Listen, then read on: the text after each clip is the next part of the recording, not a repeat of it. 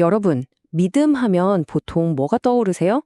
오늘 우리는요, 아주 오래된 이야기 속에서 등장하는 배경도 신분도 너무나 다른 두 인물을 통해 이 믿음이라는 게 뭔지 한번 제대로 파헤쳐보려고 합니다. 아마 우리가 막연하게 생각했던 것과는 좀 다를 거예요. 그래서 오늘 우리가 파고들 질문은 바로 이겁니다. 진짜 믿음은 대체 어떤 모습일까?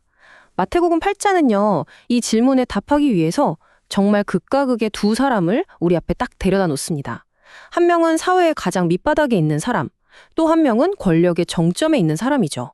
자, 첫 번째 인물부터 바로 만나보시죠. 첫 번째 이야기의 주인공은요, 당시 사회에서는 뭐랄까, 아예 없는 사람 취급을 받던 사람이에요. 바로 나병 환자인데요. 그가 처한 상황을 먼저 이해해야 그의 믿음이 얼마나 대단한 건지 우리가 제대로 느낄 수 있습니다. 이 사람이 어떤 취급을 받았는지 아는 게 진짜 중요해요.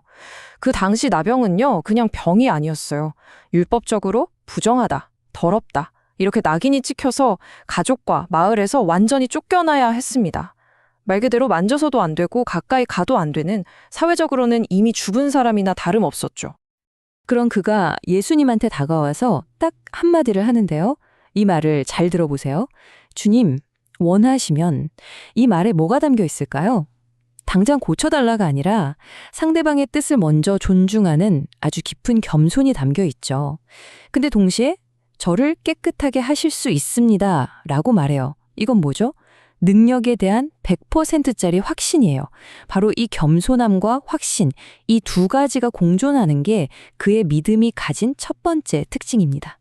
이런 간절한 믿음에 예수님은 정말 파격적인 행동으로 답합니다. 당시의 율법으로는 절대 만지면 안 되는 그 부정한 환자에게 직접 손을 대신 거예요. 와, 이건 그냥 병을 고치는 차원을 넘어서는 거죠. 철저히 외면당한 사람을 끌어안는 사랑, 그리고 모든 부정한 것을 이기는 권능을 동시에 보여주는 아주 상징적인 장면이에요.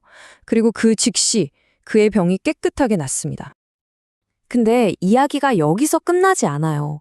예수님이 그에게 뭘 시키냐면 기존의 율법 절차를 그대로 따르라고 하세요. 제사장한테 가서 몸이 나은 걸 확인받고 율법에 정해진 예물을 바치라는 거죠. 이건 그냥 가서 자랑해라 이런 뜻이 아니에요. 그의 치유가 공식적으로 인정받아서 다시 사회의 일원으로 완벽하게 돌아갈 수 있도록 길을 열어준 아주 깊은 배려였던 겁니다.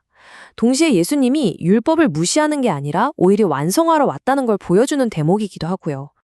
자, 이제 완전히 다른 세상의 사람을 만나볼 차례입니다. 사회적 약자가 아니라 오히려 권력의 중심에 서 있던 로마의 백부장이에요. 그런데 이 사람의 믿음은요, 예수님을 그야말로 깜짝 놀라게 만듭니다. 먼저 백부장이 어떤 사람인지 알아야겠죠? 이름 그대로 100명의 부하를 거느린 로마 군대 장교입니다. 당시 이스라엘을 식민지로 다스리던 점령군의 상징 같은 존재죠.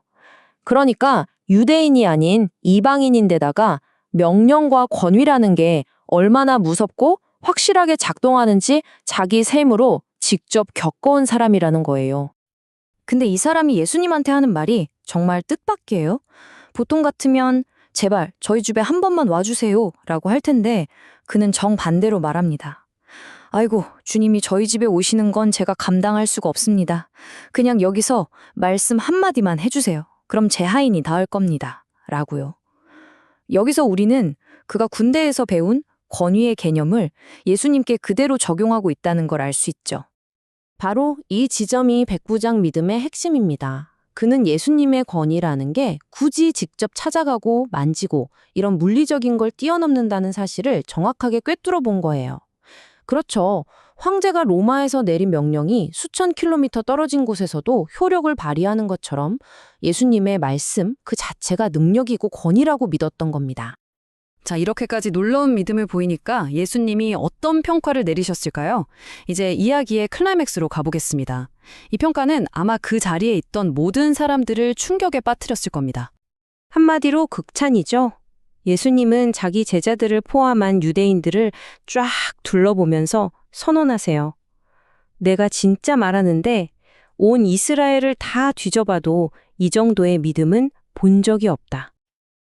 이방인이자 점령군인 로마 장교의 믿음이 스스로 선택받았다고 자부하던 이스라엘 사람 누구의 믿음보다도 뛰어나다고 공식적으로 인정한 겁니다. 그리고 이 충격적인 선언의 의미가 바로 여기에 담겨 있습니다. 예수님은 이어서 말씀하시죠. 혈통이나 배경 같은 건 아무 상관없다. 이 백부장처럼 진짜 믿음을 가진 이방인들이 오히려 천국잔치에 참여하게 될 거다. 반면에 나라에 본 자손들, 그러니까 혈통만 믿고 있던 내부자들은 오히려 바깥 어두운 데로 쫓겨날 거라고 경고합니다. 천국에 들어가는 기준이 혈통이 아니라 믿음의 본질로 완전히 재정이 되는 순간인 거죠. 자, 그럼 이 두 이야기를 관통하는 핵심은 뭘까요? 특히 이 백부장의 믿음을 통해서 드러난 말씀의 힘에 대해서 마지막으로 한번 정리해 보겠습니다. 백부장이 필요했던 것, 그리고 이 모든 상황을 해결한 열쇠는 결국 딱 하나였어요. 복잡한 의식도 긴 설득도 아니었죠. 바로 예수님의 말씀, 그 한마디 명령이었습니다. 그리고 이게 바로 이야기의 결말입니다. 예수님은 백부장에게 이렇게 말씀하시죠. 가라, 네가 믿은 그대로 될 것이다. 놀랍게도 성경은 바로 그 시각에 멀리 떨어져 있던 그의 하인이 깨끗하게 나았다고 기록하고 있습니다.